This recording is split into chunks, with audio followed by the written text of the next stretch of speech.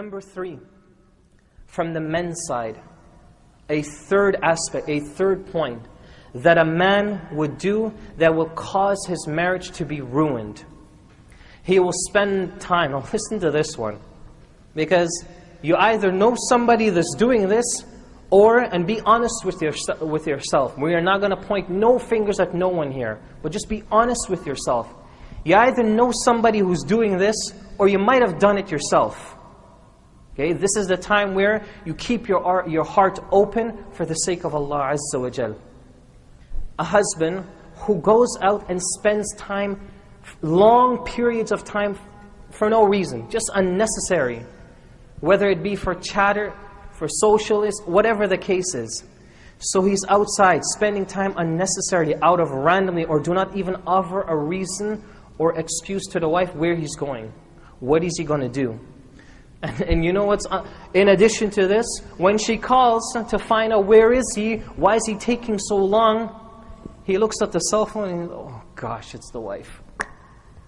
Don't answer. How can someone do this? Look in the Quran. There is an ayah that Allah Azza wa Jal talks about women specifically and addresses their pain and suffering that they go through during their pregnancy, during their labor. Allah Azza wa Jal, to do this and to be so specific and to pay attention to such an intricate detail to her pain and suffering, this is a miracle in itself. Because Allah Azza wa Jal doesn't do that for the men, doesn't point out a particular hardship as He does to the women. What does He mention? They go through pain after pain. وَهْنًا عَلَى وَهْنٍ وَفِصَالُهُ فِي عَامَيْنِ. So they go through pain after pain in their labor. And then above that, after they have this child, then they have to feed it. They have to breastfeed it for 2 years. And the women know, and the brothers here who are married, you fully well understand that sometimes even breastfeeding can be extremely painful. Where is the break for a woman? Then in addition to all of this, tell her, you know, she's feeding the child. She just came out of a pregnancy. Listen, go make me a cup of tea. I don't want to hear anything. Just make me a cup of tea. Okay, she makes the cup of tea. This is too much sugar. I don't want it. Go make me another cup. Wallahi, this is happening right now. This is happening with brothers. I personally am dealing with cases like this. As a matter of fact, there is a brother who went through something very similar. And he asked his wife to make him a cup of coffee. She made him a cup of coffee. When he got the coffee, he said to her that, I believe it was a particular coffee, whether it was Folgers or whatever the case is, a particular brand. He said, I don't like this brand. Just, can you make me the other one that we have? Okay, this is extreme. Sisters, don't ever do this. Brothers, don't ever think of doing this. This is just to add to some of the flavor to what we're talking about. She took the cup of coffee, she threw it against the wall, and broke the cup. And the marriage ended at that very moment. Take a guess how long they were married. 2 days. 2 days. What happened to a marriage like this? They spent 3 years getting to know each other. They spent thousands of dollars. As a matter of fact, I attended the wedding. They spent thousands of dollars at this wedding. 2 days later, it was finished. This happened about 6 years ago. Till today, they have never been married again.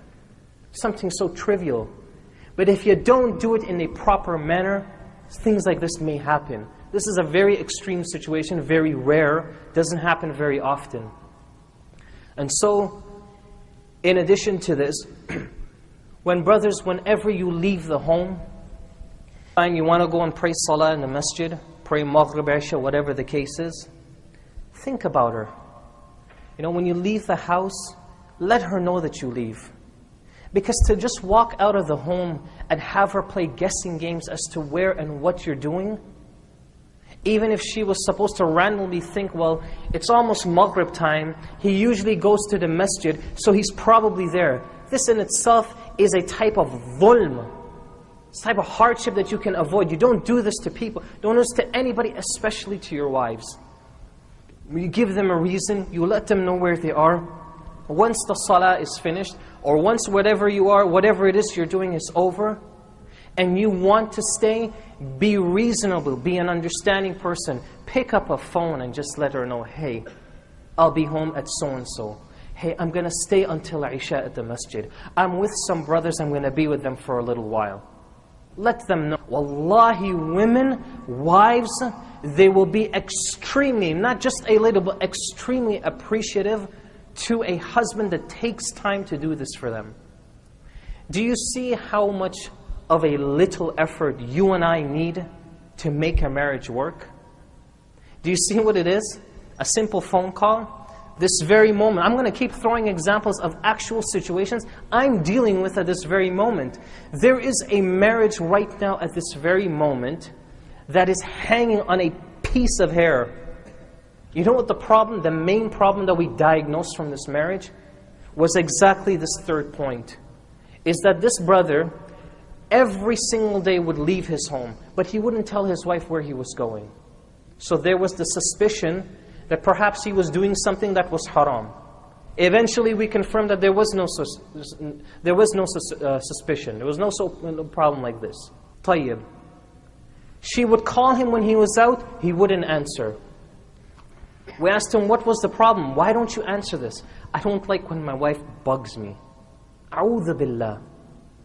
A'udhu billah. And we will come to a point like this from the sister, and we will discuss how a sister, if she wants to get information, or a brother, if you want to get something out of your wife, what is the proper manner to do this? And one of them is not nagging or bugging.